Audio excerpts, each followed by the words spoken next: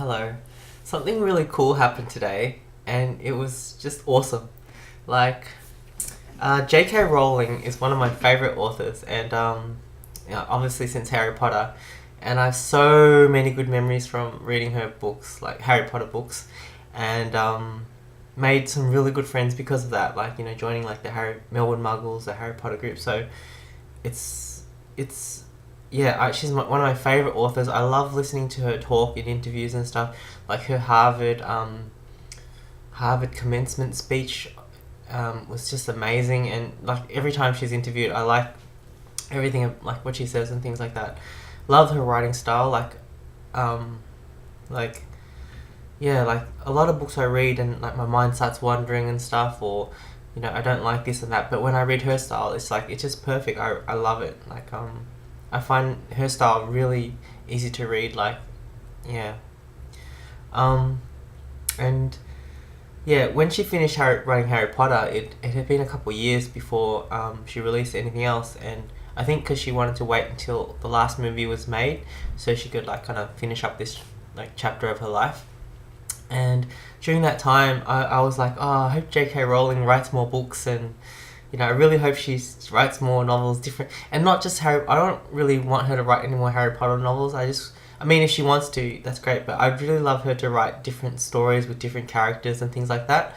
And where this is going is this morning, I logged into the Melbourne Muggles on Facebook, this Harry Potter group that I'm in, and my friend Ree posted that J.K. Rowling had published a book under a pseudonym, like under a different name, and it's been out since April, and like Ree was like, oh, she was, yeah, wow, she's really sneaky about it, but I'm so glad she brought this up to our attention because I didn't know about it, and I think this is such a great thing for her and for us and for everyone that she did that.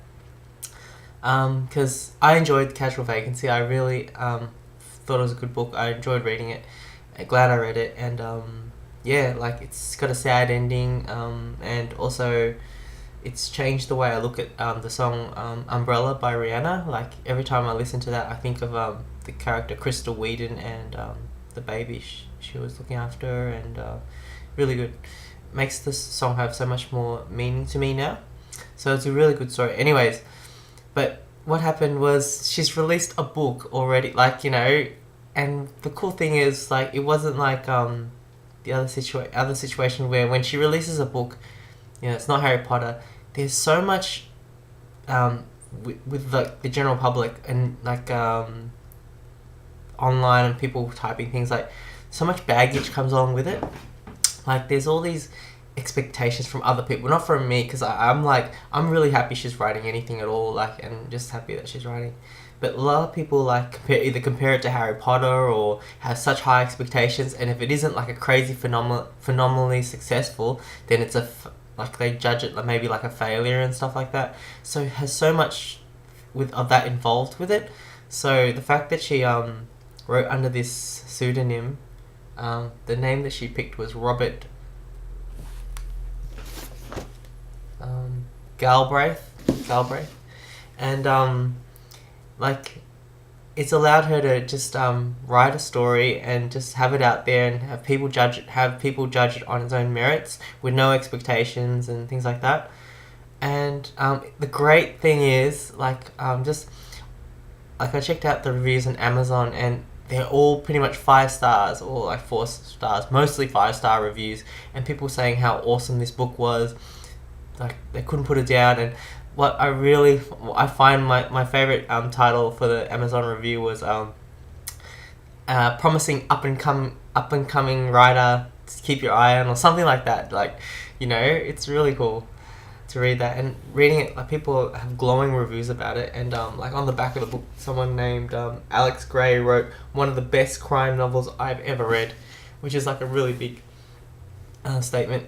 So it was really cool. So what happened was this morning I found out that one of my favorite authors has a book out, and it's just out. Like I didn't have to wait 6 months, find out that she's releasing a book and wait ages to get it, Although that is kind of fun too, but this time it was just out. It was already out. And the funny thing was, I was just posting on Facebook that it came out, and one of my friends, Sarah, said that she wanted to get the book to a bookstore now, but she wasn't near a bookstore to get it one, and that put the idea in my head that maybe I really because I'm reading another book at the moment called The Book Thief. It's really good at the moment, but the thought didn't really occur to me to run out and go buy the book.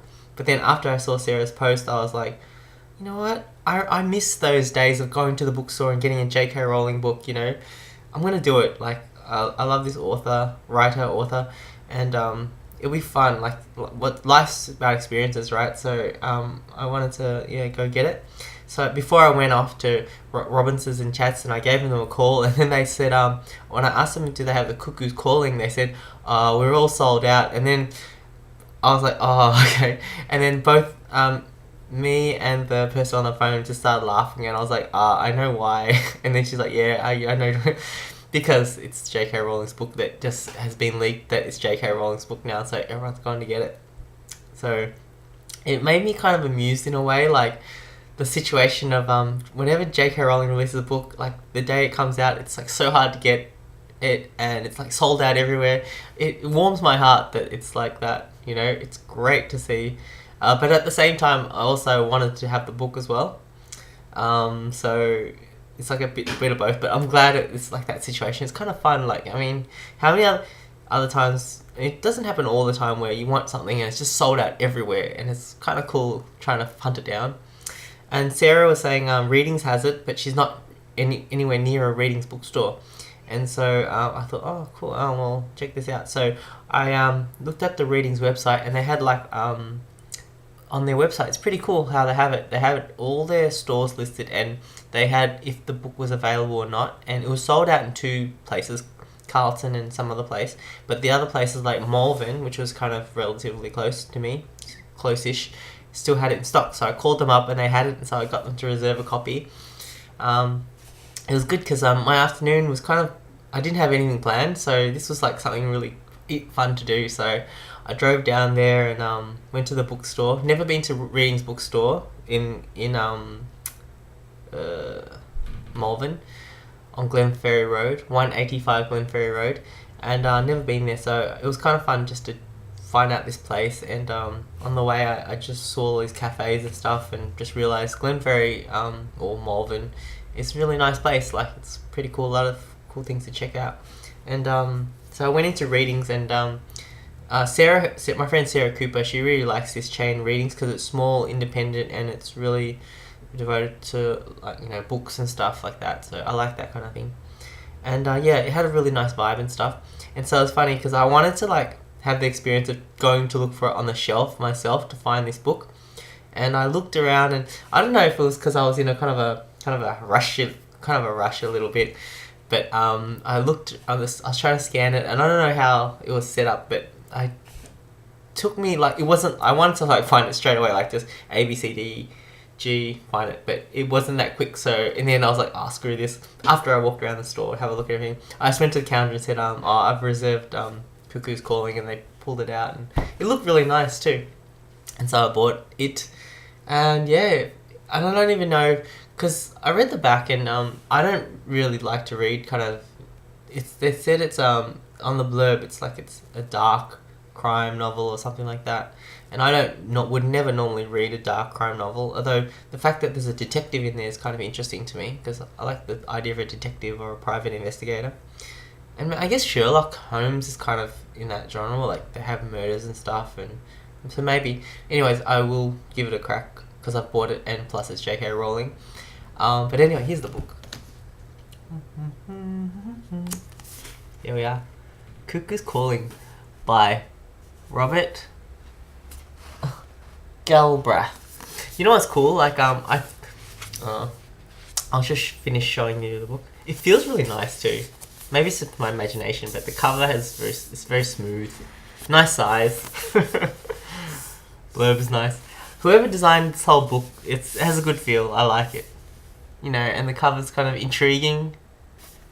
So I'm reviewing a book without even having read it. Isn't that great? So it feels good. Anyways, it feels nice.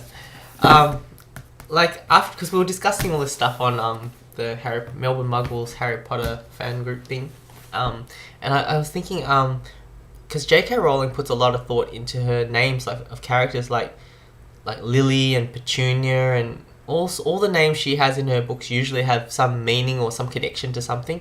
So I was thinking, would the pseudonym that she chose to write with have any meaning, or is it like an acronym for something, or like an anagram of some word or something like that? And so one of my other friends, Sarah Bramble, got back to me and said, Robert means fame, and Galbraith means stranger. So fame, stranger, or I'm interpreting it as a stranger to fame, so someone who's not famous, which is cool. Like, so she did put thought into the name, which is like awesome. JK Rowling's awesome. I don't know if there's anything else I want to say except that was fun. Going to buy that book was a fun experience, and I think that's all I want to talk about. Yep.